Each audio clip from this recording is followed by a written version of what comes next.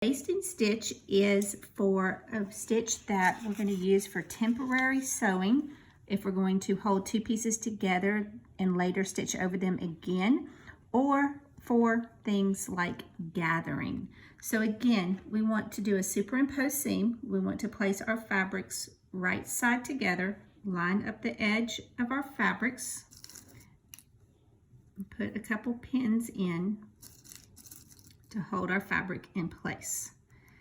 Now, as we're sewing a basting stitch, we want to use the longest stitch length. So we're going to move our machine over to the longest stitch length so we get long spread out stitches so that they are easier to remove when we're ready to do our permanent stitching.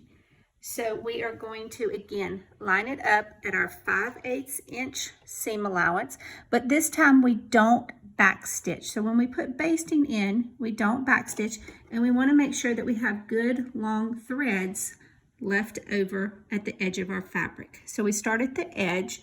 We want to make sure that we have our sewing machine length, our stitch length in the longest position, and then we just sew forward down the fabric.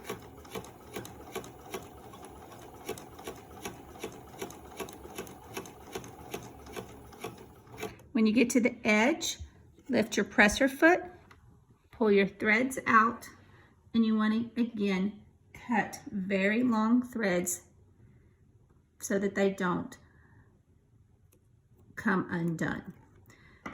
And you can see here that our stitches are actually long and spread out with that. So that is a basting stitch.